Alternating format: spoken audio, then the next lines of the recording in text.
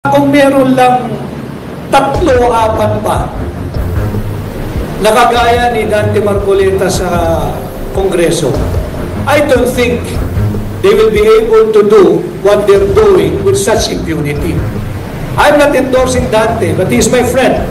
Should he file for senator, by all means, I will campaign, not just vote for Dante Marcoleta. People like him, we need the Senate. The congressman, ano? Congressman Yes. Dante. Sabi nyo nga ngayon, si Congressman Marcoleta, maganda pong ehemplo ng masasabi natin talagang maprinsipyo at ano. Based on my personal assessment of him, Yes. I know him, he's my friend, and yung pinakikita niya lately, talaga namang maiso, brave, may paninindigan, matapang, and hindi siya nagsasalita para lang salita. Ako, personally, that's how I look at Dante, itong Dante Marcoleta. I am begging the Filipino people, let us put credible people in the Senate and in the House of Representatives. Nakikiusap ako sa sambayan ng Pilipino na huwag nating hayaan na hindi magkaroon ng at the very least effective opposition if we cannot have a dominant opposition at the moment. As for yung aking tugon, hindi ho ako gumagawa ng sinabi. Yun ay ang aking vision, yun ang aking aspiration, yun ang aking pakiusap sa bawat Pilipino na huwag nating hayaan na makontrol ang both houses ng Kongreso, because that is a very, very, very dangerous proposition. Ay, tanong. Hi, sir. Yes. I am Marlon Purificacion from Third First Studio, yung Happy Network sa YouTube channel. First question, bago yung follow-up sa inquiry kanina ni Pelia. Senator Vic, are you running for the Senate this coming Marami election? nagtatanong yan. Marami nag-text dito, mga media friends natin. Sorry to interrupt. Marami nag-text dito sa Facebook Live and Zoom asking, is Attorney Vic planning to run to help create the scenario of an effective opposition? I am not trying to create the scenario to have an effective opposition. It is an aspiration. It is a dream. Regardless of who the administration or the president is. In a democracy, hindi pwedeng nagsisiping lahat sapagkat mawawalan talaga ng balanse. And that is a very, very dangerous precedent. So, it is not me trying to create a scenario to have an effective opposition. Will you... I am begging the Filipino people, let us put credible people in the Senate and in the House of Representatives.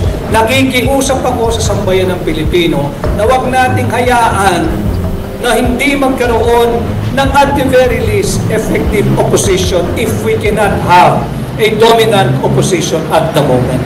As for yung aking tugon, hindi ho ako gumagawa ng senaryo. Yun ay ang aking vision, yun ang aking aspiration, yun ang aking pakiusap sa bawat Pilipino na huwag nating hayaan na makontrol ang both houses ng Kongreso, because that is a very, very, very dangerous proposition. Will you include yourself in the possibility now? Maraming nagtatanong, will you include yourself in the possible effective opposition na you are aspiring for? Maraming nagtatanong dito, pakitanong kay Attorney Vic,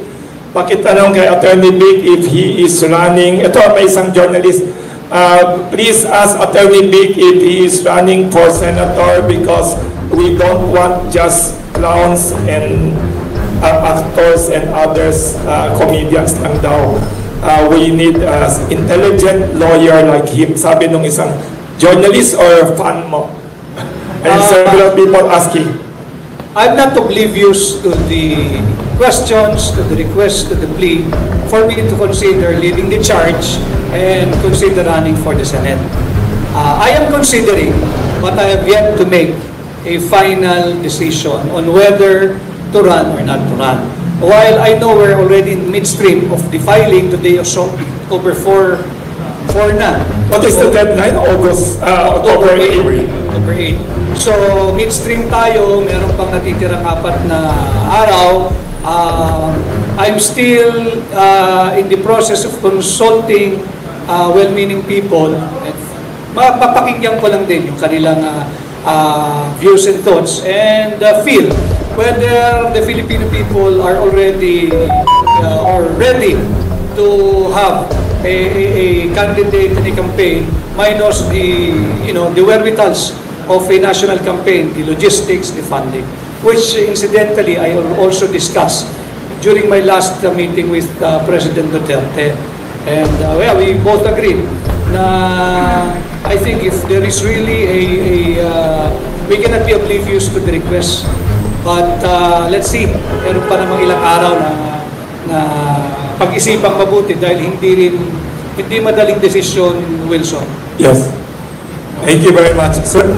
So, Anong napag-usapan nyo ni Mayor Baste Duterte nung nagpunta kayo ng Yes. Davao? And kasama ba sa napag-usapan yung dalawa kayong tatakbo sa midterm elections? Si Mayor Baste is a very, very good material to run for senator. But he is the mayor of Davao City, and from our conversation then, I think he is inclined to run for re-election, but not totally closing the door for a potential senatorial run.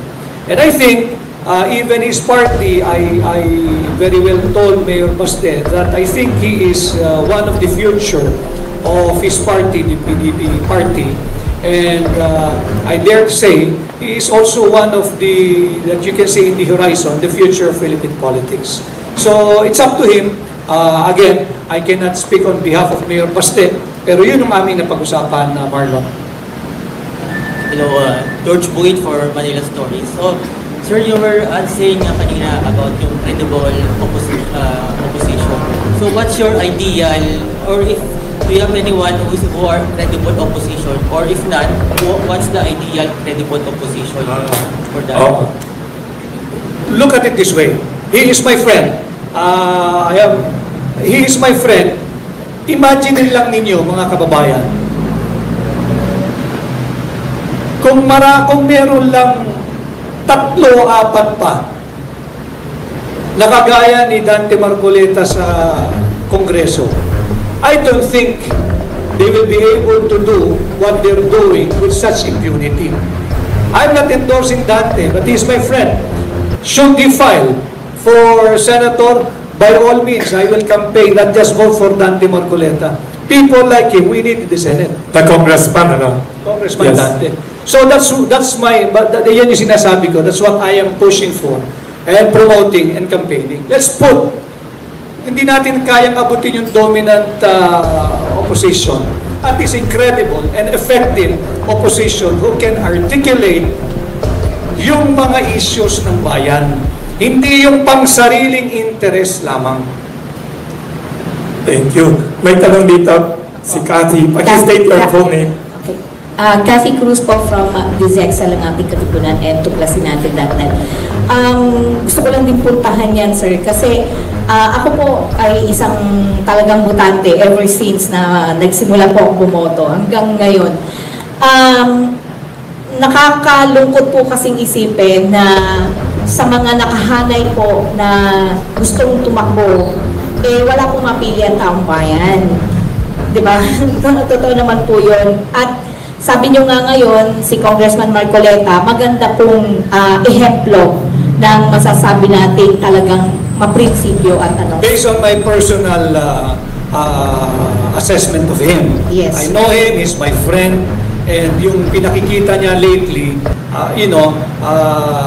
talaga namang maisog, brave, may paninindigan, matapang, and hindi siya nagsasalita para lang salita. Yes. Sorry, ano ibig sabihin ng maisog? Sorry.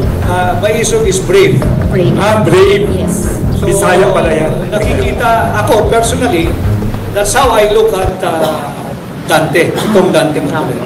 Pero among other na nandyan ngayon, na nakapwesto po ngayon, nakaposisyon at nagpapahiwatig na gusto nilang tumakbo. meron pa po ba kayo na pwedeng i-endorse sa tao? Kasi I'm sure marami pong mga sumusuporta po sa inyo na tinitignan po kung sino rin po yung susuportahan ninyo at posible na yun din yung suporta ng taong bayan. I think, just like you, I also have to be patient and wait until the last day of the filing. And let's see kung sino yung full cast of those who will be aspiring to be senator. Another question na lang, sir.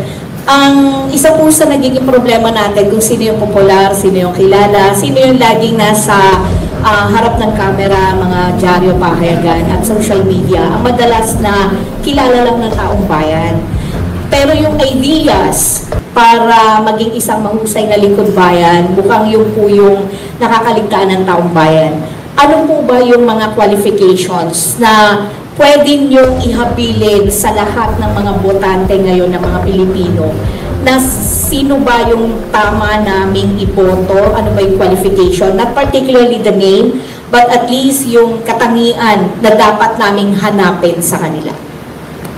Well, unang-una kinakailangan totoo yung layunin na makapagsilbi sa bansa for running. Hindi para lang may pagpatuloy yung dynasty, political or family dynasty. Hindi dahil sikat and that's the easiest way to be famous at ang tingin doon sa trabaho ay may pondo ng gobyerno, madaling paraan para yumaman. Wala naman kasing one size fits all na formula. Case-to-case basis. And I'm sure and I hope merong lalabas dyan until October 8 na talaga namang deserving of the trust, the vote, and the support of the Filipino people. But until then, we have to wait until we see the full cast of those who will be aspiring and running for senator. Pero sana, yun nga, yung mga nakakaunawang kagaya ninyo, yung milyong-milyong nakasubaybay po ngayon in different platforms, let's take it as our solemn duty to enlighten and paliwanagan natin yung higit na nakararami nating kababayan na hindi lubos na naunawaan ang mga tunay na issues na bumabagabag sa ating bansa. We cannot just, mga kababayan, we cannot just rely on those people who are giving you ayuda. Ayuda has no proven societal benefit and it is only intended to further the political aggrandizement of those who are giving the ayudas. You should not even thank them. That is your money. That is our money. That is the money of the Filipino people. At ang ayuda is stopgap measure. It cannot be an economic stimulus or policy of the government to sustain our economy. No. You know,